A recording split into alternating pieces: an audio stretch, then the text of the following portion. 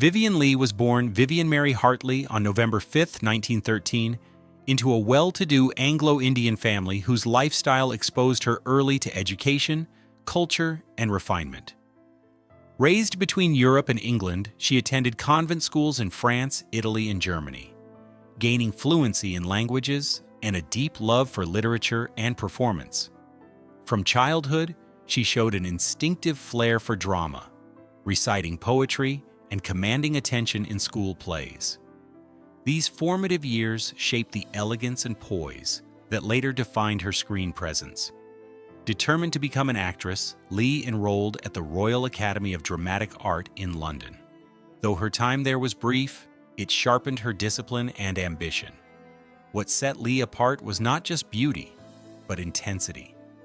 Even early on, teachers noticed a performer who felt everything deeply, a quality that would bring both brilliance and profound personal cost. Stardom and the weight of Scarlett O'Hara, Vivien Leigh's life, changed forever when she was cast as Scarlett O'Hara in Gone with the Wind in 1939. At the time, her selection was controversial. American audiences doubted a British actress could embody a Southern icon. Leigh proved them wrong with a performance of extraordinary emotional range. Scarlett was proud, manipulative, vulnerable, and resilient, and Leigh captured every contradiction with fearless precision. The role earned her an Academy Award and instant global fame, yet the success came with enormous pressure. Leigh was suddenly expected to live up to an image of strength and glamour that left little room for fragility. The world saw Scarlett's fire, but few recognized the toll such emotional immersion took on the woman behind the role. Fame magnified Leigh's sensitivity, intensifying the internal struggles she had already begun to experience long before Hollywood crowned her a legend. A love born on the stage. Leigh's most defining personal relationship began in 1937 when she met Laurence Olivier while working on Fire Over England. Their connection was immediate and intense, rooted in shared artistic ambition and emotional depth. Both were married at the time, which complicated and delayed their union, but their bond proved impossible to ignore. When they finally married in 1940, they became the most celebrated theatrical couple of their era. Together, they conquered Shakespearean roles on stage, redefining classical performance for modern audiences. Their chemistry was electric, both professionally and privately. Yet the very qualities that drew them together also created friction. Both were passionate, driven, and deeply invested in their craft. Fame amplified expectations, while constant collaboration blurred boundaries between work and marriage. What appeared glamorous to the public often masked a relationship under relentless pressure. A marriage under relentless strain. Despite artistic triumphs, Leigh and Olivier's marriage was far from serene. Touring schedules kept them in constant motion, while public scrutiny left little room for privacy. Leigh's emotional intensity, once a strength on stage, became increasingly difficult to manage in daily life. Olivier, disciplined and controlled, struggled to support a partner whose moods could shift dramatically without warning. In an era with limited understanding of mental illness, these struggles were often misinterpreted as temperament rather than symptoms. The marriage became a delicate balance between devotion and exhaustion. They loved one another deeply, yet both were stretched beyond their limits. Olivier later admitted that he felt torn between protecting Leigh and preserving his own stability.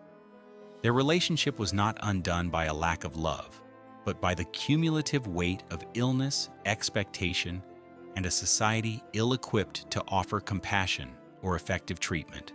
The illness no one understood. Vivien Leigh lived most of her adult life with bipolar disorder, then known as manic depression, at a time when diagnosis and treatment were deeply flawed. During periods of mania, she could be energetic, restless, and impulsive. During depressive episodes, she withdrew into despair. These cycles disrupted rehearsals, strained relationships, and left her feeling deeply ashamed. Leigh often feared being labeled difficult or unreliable, which only intensified her anxiety. Adding to her burden was chronic tuberculosis, a disease that weakened her physically and exacerbated emotional instability. Rather than receiving holistic care, Leigh was often pushed to continue working despite her declining health. The illness was treated as an inconvenience rather than a serious medical condition. In this environment, Olivier became not just a husband, but an unwilling caretaker, a role that slowly eroded the balance between partnership and survival, career brilliance, amid personal collapse.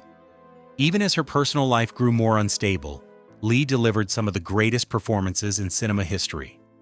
Her portrayal of Blanche Dubois in A Streetcar Named Desire earned her a second Academy Award and remains one of the most psychologically complex performances ever filmed. The role mirrored her own fragility, blurring the line between character and self.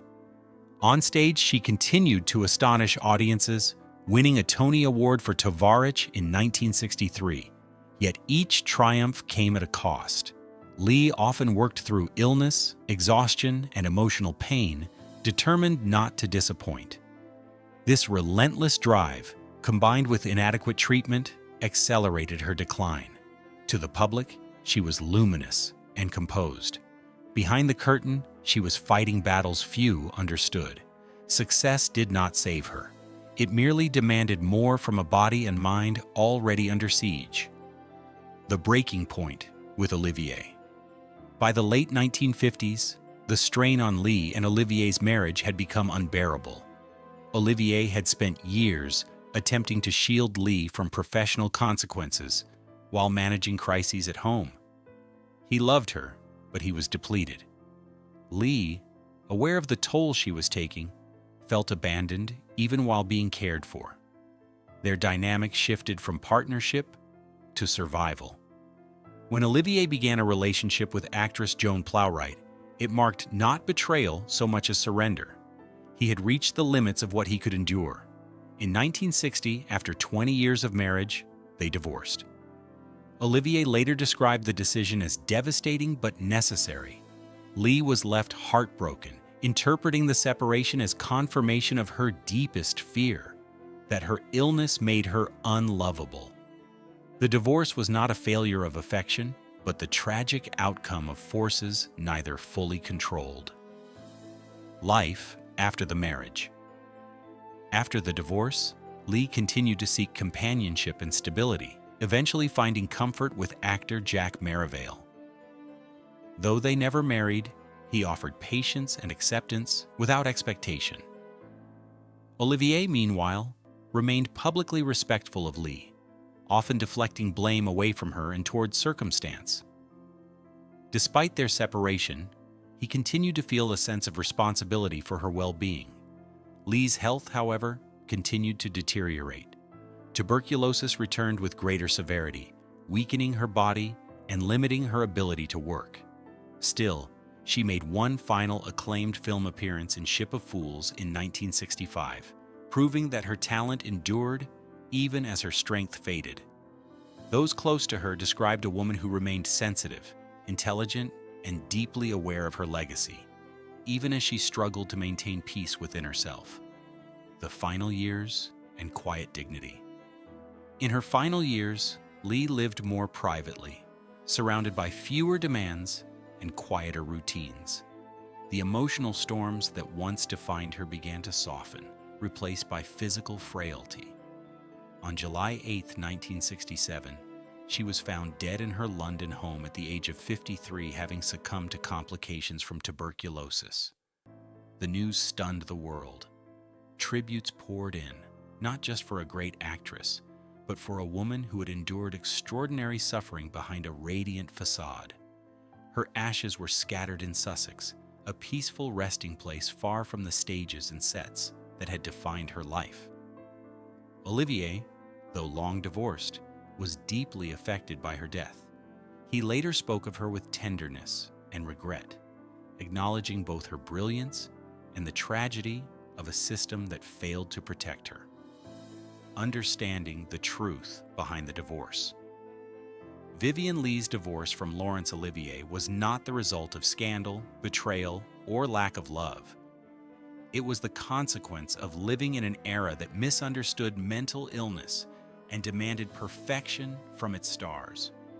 Leigh did not confess secrets to expose shame. Her life itself revealed a truth Hollywood once ignored. Brilliance and vulnerability often coexist. Olivier was not a villain, nor was Leigh a cautionary tale.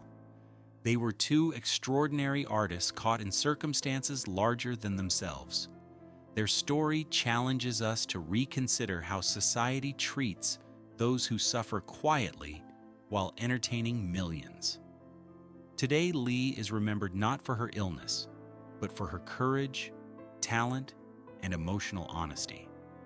Her legacy endures as both a cinematic triumph and a reminder that compassion, when delayed, can come at an immeasurable cost.